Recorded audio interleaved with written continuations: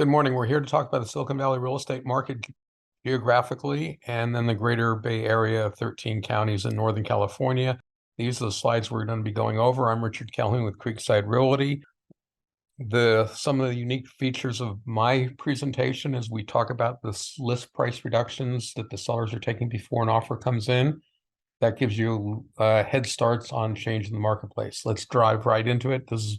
We're going to start off with micro market areas in Silicon Valley, which are 3 counties. These are the micro markets on the right-hand side. Across the top are your different metrics, the last one being the payment. We're going to start off with the heat map. This is the number of active listings. It's the percentage compared to the 10-year median. I went back for this day of the year, got the median for the past 10 years, and then compared the value today compared to the value of that median. And you can see there's a shortage of inventories pretty much across the board. You could say that some areas in San Mateo County are balanced where they're right about 100%.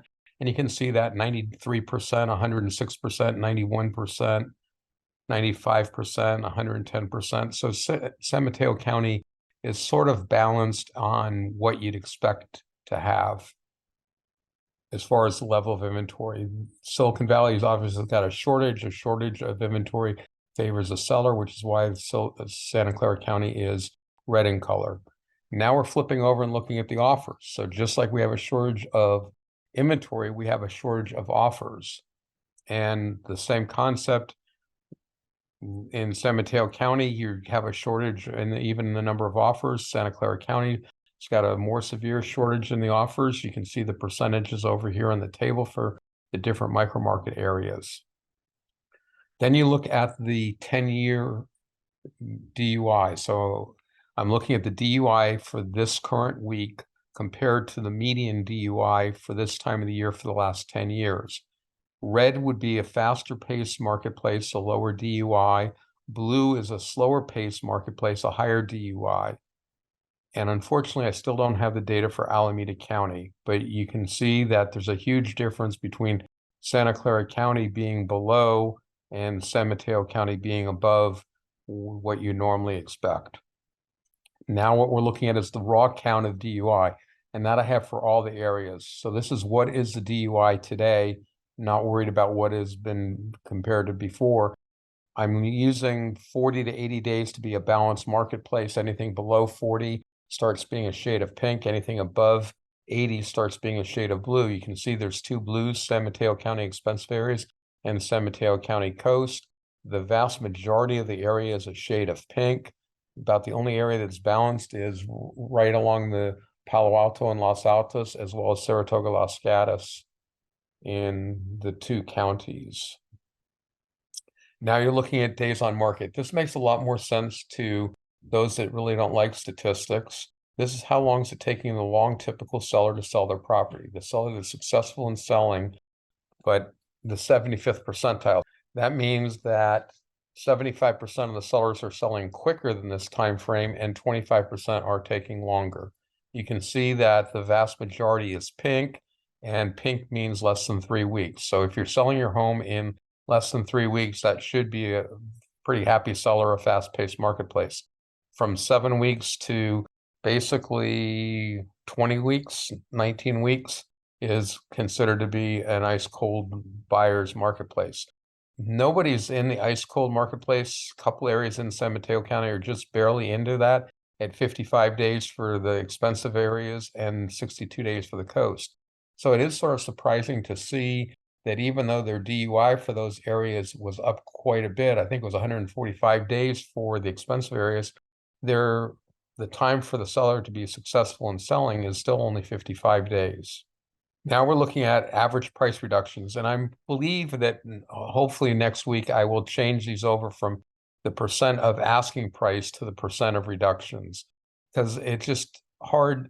The numbers are tightly packed together right around 100%, and to look at 100% and 99% is a whole lot harder than looking at 0 and negative tenth of a percent of prices that went up and minus 1% if they went down.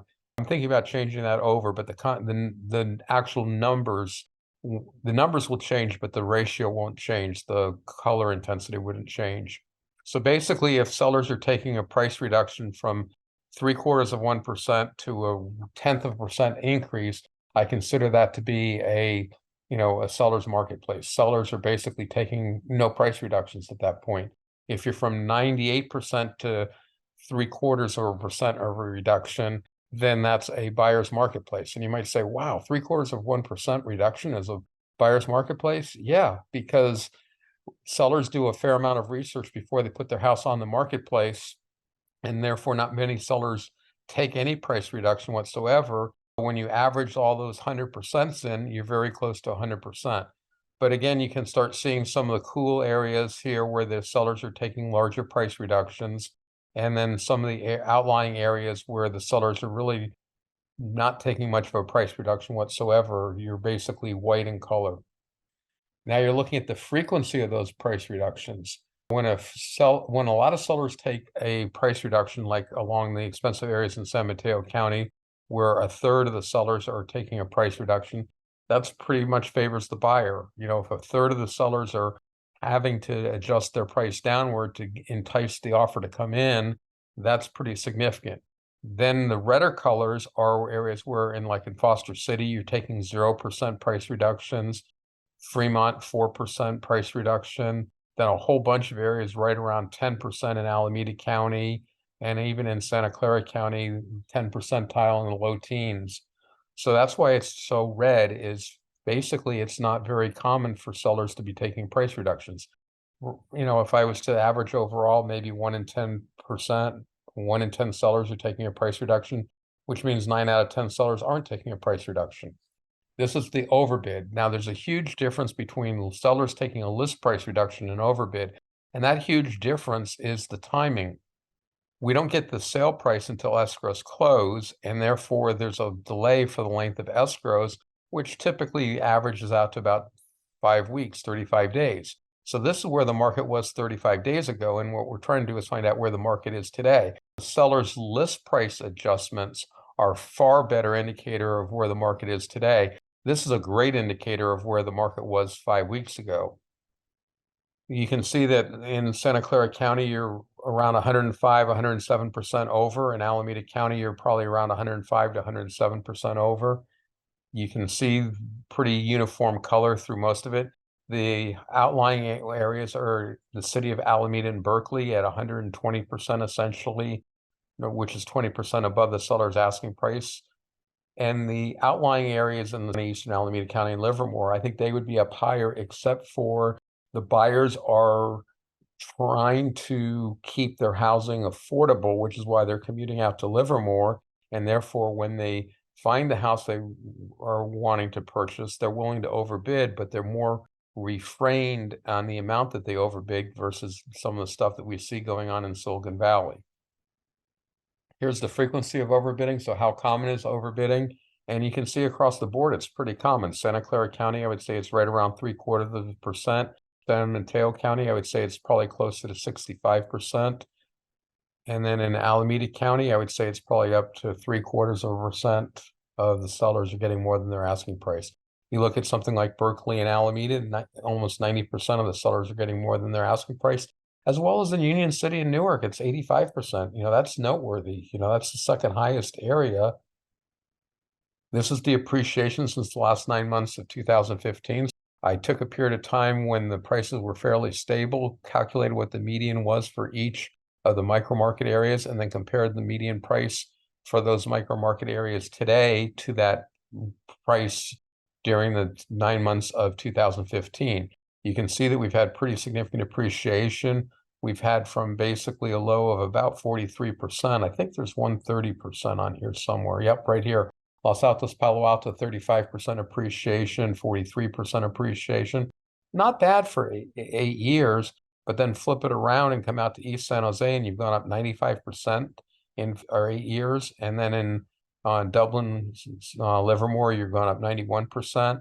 It's quite a bit. And what this map is really showing you is some of the outlying areas, the ones that are a little bit further away from the job center, the ones that weren't so desirable before the pandemic, have become more desirable or less undesirable because you don't have to commute into work every day. And therefore, they've seen the greatest amount of appreciation recently, and also as it turns out because of compounding, areas that have seen the greatest appreciation recently tend to have the greatest overall appreciation. Conversely, the areas that are close to the job center have seen the least amount of appreciation. Sort of the one exception to that is the South County area. You would expect that to be a more remote area, a longer commute area, and it's got one of those slower appreciations at 62%. Now we're looking at the sold price, and most people just report the median sold price, which is the middle number, which is what the color is assigned on. I add in the 10 percentile, which is the lowest 10 percentile, and the highest 90 percentile. Now you know that 80% of the homes are between those two price points in each of the different geographical areas. Now we're back up to the summary, so you can start seeing across the board what your conditions are, and you can start off by either picking the area you want or start over on the right-hand side with either the monthly mortgage payment you're looking for or the sale price that's reasonable to expect for the geographical area. And then what the key takeaway is you don't look at a single component like active inventories, because they're basically would tell you you're in a red hot marketplace, and then you flip over to the offers and they tell you you're in the ice cold marketplace. And that's because the low number of offers favors the buyer. But if you start basically with the third column, which is the days of unsold inventory, and look over, you can start seeing the consistency across the board. You start off with something like South County, and it's basically, a couple areas are white, a couple areas are blue, and a couple areas are a small shade of pink. You move down to East San Jose, Central San Jose, and you're pink and you're high, except for your sold price. And sort of ignore the outlying column here too. So just stop with the appreciation and even appreciation. So for market conditions, just look at the center of the tables from frequency of overbidding back up through days of unsold inventory, and you can start seeing the pattern. And a great example is the expensive areas in San Mateo County. Across the board, it's basically blue. It's telling you that it's favoring the buyer's conditions. And the San Mateo County coast is pretty blue too, except for the frequency of overbidding. People still want to buy in the coast area, and that's causing overbidding. But other than that, except for overbidding, the market conditions are favoring a buyer. Now you come down to something like North San Mateo County, and boom, the conditions there are pretty red hot. Across the board, everything's red, or even the bulk of Silicon Valley, pretty much everything is red when you look at it. There's an exception here for the frequency of price reductions for Campbell, Santa Clara, Willow Glen at 99%. And again, people might think that 1% of the sellers reducing their price 1% isn't significant. But in real estate, when most of the sellers do a fair amount of research before they put their house on the market, a 1% overall reduction is pretty significant. Now what we're doing is taking all those different 20 micro market areas that we had, putting it in a blender, and then looking at the data overall for Silicon Valley. That would be 3 counties: San Mateo County, Santa Clara County, and Alameda County. And now what we're doing is we're taking inventory and comparing it to normal. We have 60% of the inventory that we normally do, 68% of the offers that we normally do. And because the number of offers is greater than the number of offers on a percentage basis, you have less inventory at only 87% of the inventory you'd expect. 87% of your days of unsold inventory means that you have a faster marketplace than you normally do by about 13%. Here's looking at the lack of offers, and I still think this has to be somewhat significant, but it's been going on for a long time. And you can see that for the 10-year median right now, we're only 66% of the volume of transactions you'd expect. We're 91% of our previous 10-year low. The 25-year low is within the past 10 years, so that the 91% stays the same. In fact, the previous low was just last year at 2,057. So we're down 9% from last year. But the market conditions are quite a bit different. Last year was clearly a buyer's marketplace. Prices were coming down. Time on the marketplace was high. Now we're going the other way, where prices have been going up. Time on the marketplace is short.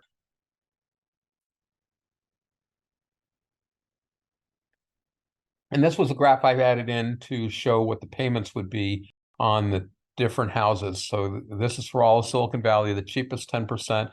You're going to be paying about $6,700 for a mortgage.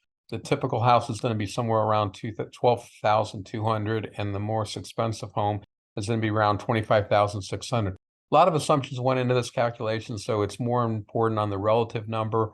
But I actually did assume an 80% loan, 30-year fixed mortgage using the national average because that number is readily available out of the St. Louis Federal Reserve. Now we're looking over at weekly distributions of the ask price. How much is the sellers that have accepted an offer at this week reduce their asking price? And this is a year ago. And you can see that the worst week we ever had is down here with the dashed blue line. The best week we ever had is up here with the dashed red line. And both of those were basically last year. The worst was the end of the year, December 27th of 2022. And the best was Valentine's Day, February 14th of 2022. And then what we do is we step in starting a year ago and then 11 months ago. You can see there's some bounce, but there at the end of the year, 6 months ago, and now you've improved. And now you're sort of near a plateau. We've seen some recent improvements in the last several weeks, and there's the peak of the market. And now you've come down a little bit. So about 6 weeks ago was sort of the peak of the marketplace. That corresponds to roughly the month of May, which is typically when the market does peak, which is the 5 weeks before Memorial Day. Now we're flipping over and looking at what the buyers are doing. This is the amount of overbidding from buyers. Same exact concept. The difference is your worst week ever was way back in November 30th of 2001, right after the World Trade Center. And then your best week ever, which was just last year, March 29th, 2022. Now, remember on list price reductions, it was February 14th of 2022. And now you're March 29th. That's basically your delay of escrow timeframes. That's not 100% leak because I would normally say about 5 weeks. So that's 35 days. So that would be something like November 22nd. So I'm off by a week, but that's close enough that in statistics, it gives you an idea of what's going on. So now we're stepping through. You can see the market got down here to a plateau. Now that's sort of the bottom. Now it's improving, and now it's sort of springtime. And it hasn't turned around like list price reductions and shown any fallback yet. But again, that's because this is 5-week lag time data. So in another 2-3 weeks, I would expect this list price overbidding to start coming back down again. This is the active inventory compared to the median you normally have. So you'd expect, then this is all Silicon Valley. So this is the 3 counties in a blender. You'd expect to have 2,911 listings.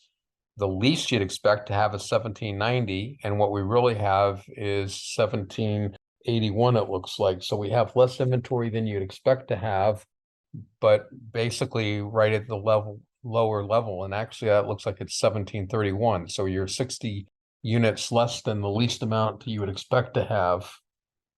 But again, this is just concept. It's showing you the lack of inventory compared to the past 10 years. Now we're looking at the lack of inventory compared to the last 10 years. So again, you can see that you're on the bottom side of the blue, but unlike inventory, a lack of offers is a buyer's marketplace. So the lack of offers favors the buyer. But the real trade-off is the ratio between the two. And here you can see that we're at 32 right now, which is halfway between 27, the fastest you'd expect it to be, and 37. The reason these lines curve so much is real estate's very cyclical, and that's how much the market changes, even when the market's sort of stable. You know, if you come back to 2021, sort of a stable, robust year, you know, and that's why the data's down here. But you have this pattern that is sort of the same. So the fastest you'd expect, the least time on the marketplace you'd expect is the red line, which is the 10 percentile for time on the marketplace, days of unsold inventory, sorry. The gray line up here is the median, and the blue line is your 90 percentile, the longest you'd expect it to be on the marketplace. Now, for people that don't want as much clutter, here is simply looking at where you have above normal DUI and when you have below. Remember, DUI is the speed of the marketplace, the turnover rate. So the faster that is, the lower that is, the faster the turnover rate is. So the fact that we're at 85% of where you'd expect to be is an indication of a strong seller's marketplace. Now you look at time on the marketplace. This metric is for those that are having a hard time understanding days of unsold inventory. but almost as a valid number. It basically tells you what is the 75th percentile of the seller doing. A lot of people that report statistics report the median or the average. The median isn't a very good indicator because it doesn't change very much.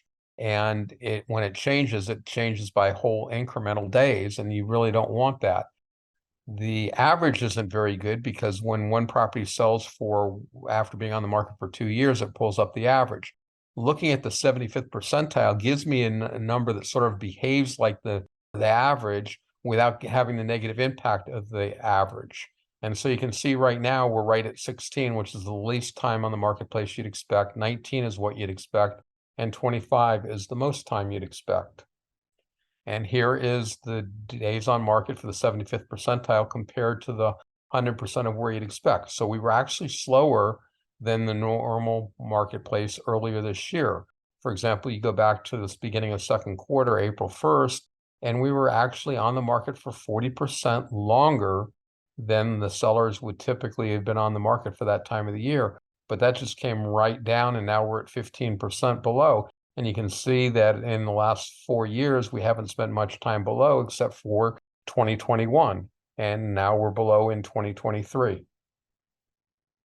Here's the average price reductions. And I should probably mention, I don't think I've got that out yet. I think I'm going to change these from 99.6% to 0.4%. So 0.4% reduction, 0.7% reduction, 0.9% reduction, and 1.5% reduction. I think that's going to be easier for people to grasp.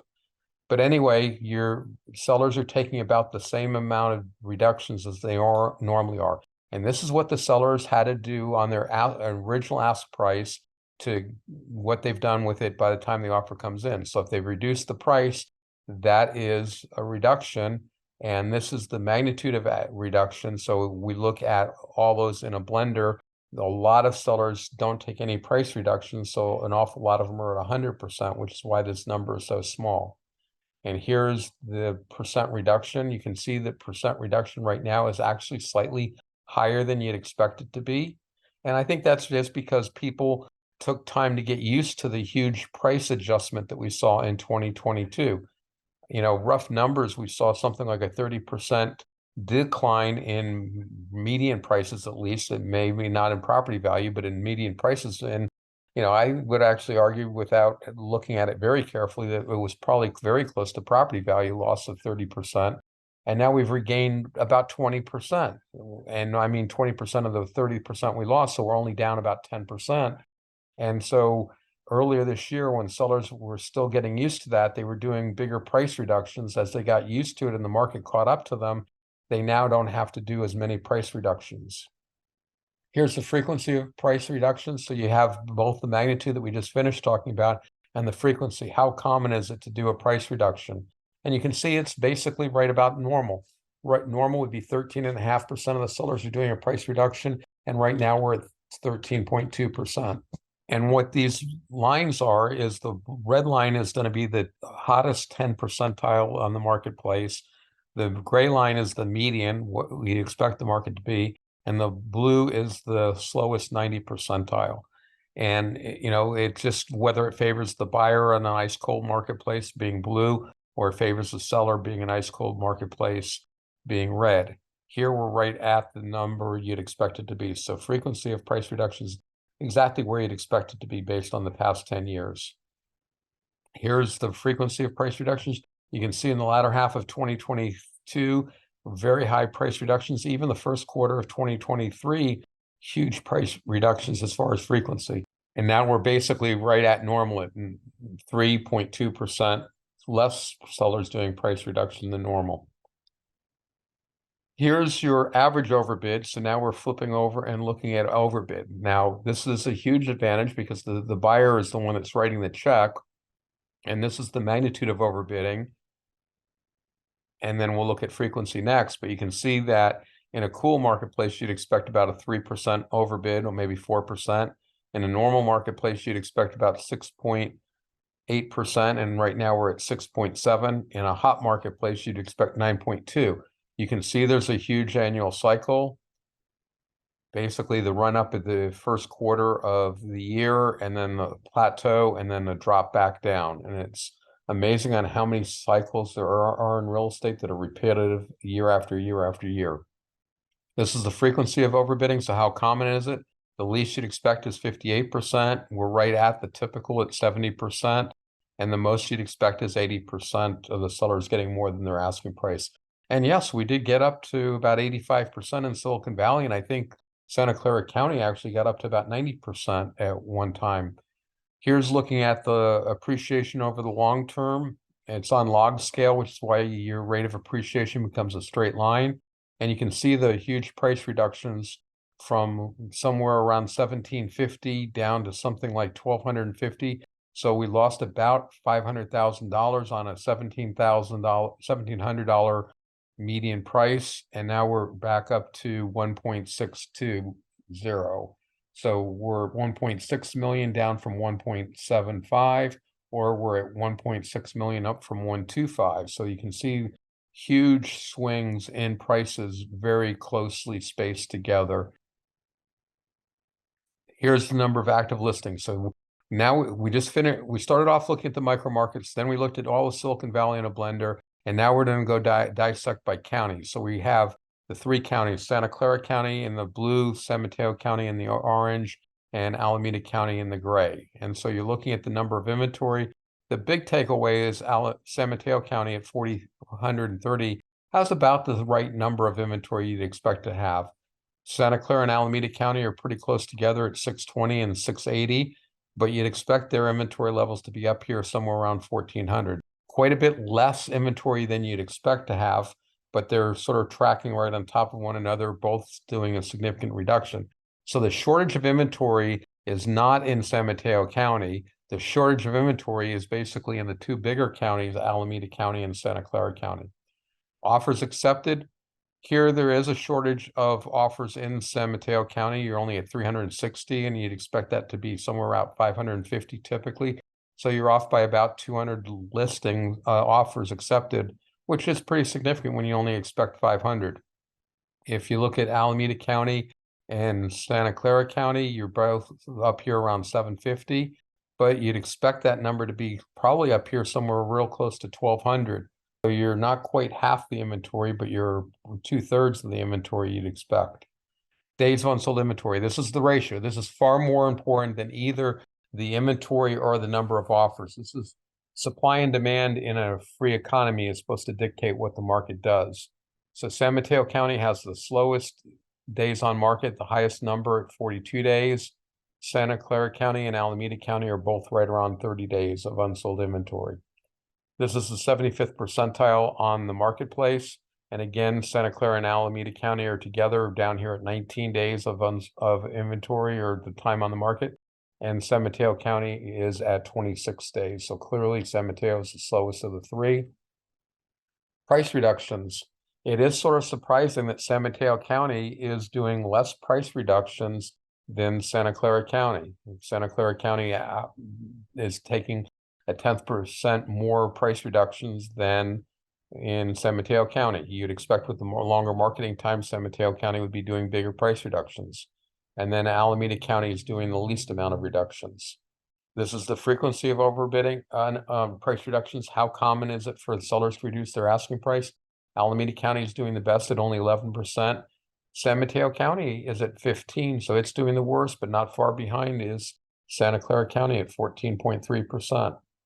Here's overbidding. So now this is what the market was doing 5 weeks ago. So we're sort of looking in the rearview mirror here. But Alameda County is doing the best at 10% above their seller's asking price. Santa Clara County next at 5%. And then San Mateo County comes in last at 3.5% above the seller's asking price. This is the frequency of overbidding. How common is overbidding? Same order. Alameda County, the most at almost 80%, 78% of the sellers are getting more than their asking price. Santa Clara County at 69%, and San Mateo County at 58% of the sellers getting more than their asking price. This is the appreciation since last 9 months of 2015.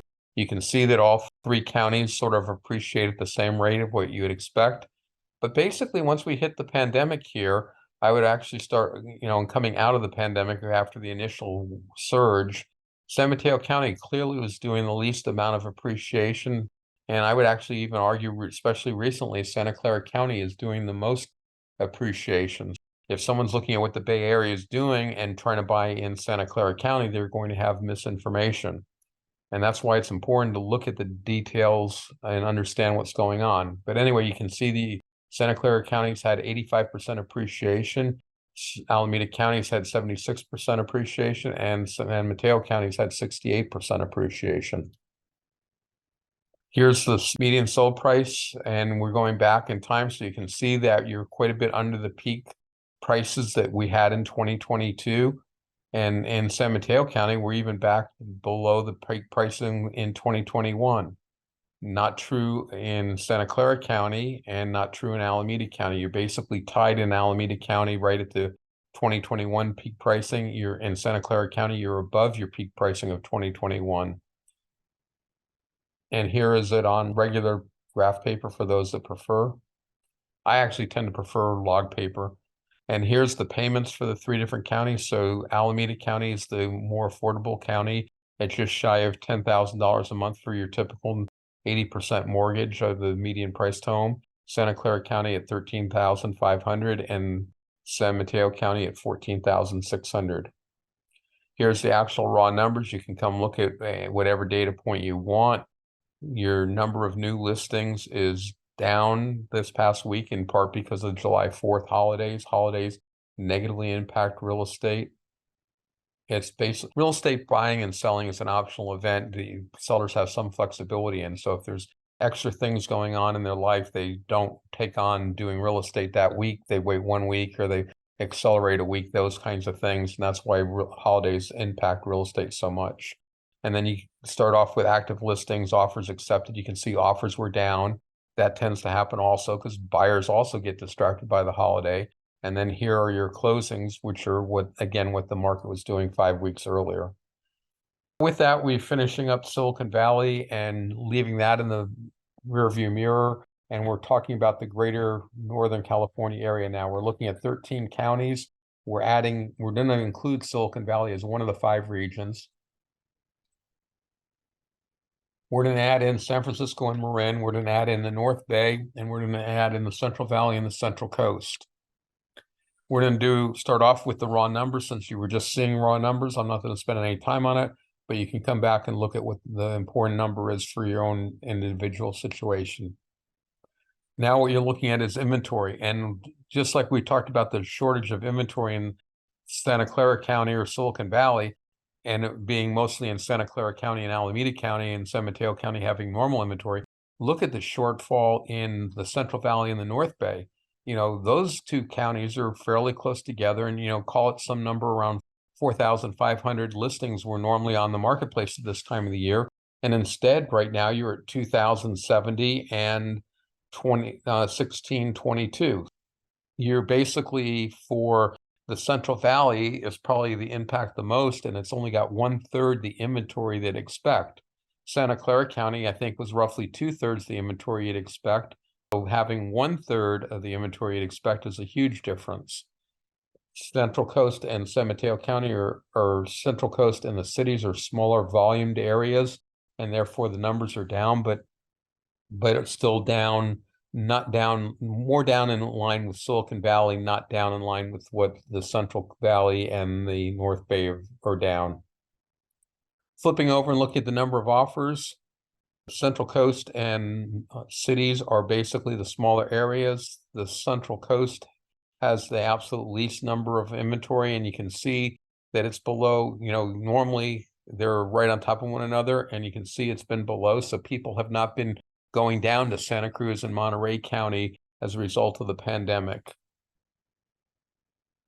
Then if you come up here, you look at the North Bay and Central Valley, they're roughly the same order of magnitude of Silicon Valley, but now they're a little bit below. So that would tend to suggest that they're having a lower percentage of the marketplace, which doesn't make a whole lot of sense when they're actually the fastest marketplace. So here's the days of unsold inventory. So here's Silicon Valley at 32. So I actually was incorrect. 32, Silicon Valley is the fastest. Then followed by the Central Valley next at 33, right on top of us. And then you have Central North Bay and the cities, both at North Bay is 40, the cities is at 41, and the Central Coast is at 61. Here's the time on the marketplace. So this is marketing time, 16 days for Silicon Valley, 19 days for the Central Valley, the two fastest ones. And then the remaining three are clustered pretty close to 30 days, 33 down to 27 and one at 30. Here's looking at the average price reductions, 1.9% reduction for the San Francisco area, which is taking the most reduction. Central Coast is the next most at 1.5. And then you got the Silicon Valley and the North Bay at essentially 0.8%. And the ones that are taking the least reduction is Central Valley at 0.6% of reduction. And that's reduction of the list price the sellers are asking at the time their offer got accepted compared to the original ask price. This is the frequency of sellers taking a reduction. You can see Central Coast has the most price reductions at 22%, followed by the San Francisco City area at 18%, then Central Valley at 18%. So it's a little surprising that Central Valley is coming in at 18%. You'd almost expect it to be closer to Silicon Valley down here at 13%, but it is what it is. And then the North Bay is at 17%. This is the magnitude of overbidding. This maybe is a measure of how desperate buyers are to get a house. You can see the highest is Silicon Valley, close on its tails is the cities, both at over 106% or 6% above the asking price. Then you have the North Bay at a 2.7%, and then exactly tied are the Central Valley and the Central Coast at 1.2% above the asking price. Now, again, this doesn't necessarily make a whole lot of sense that Central Valley is so close to Silicon Valley on days of unsold inventory, but yet the overbidding's down so much.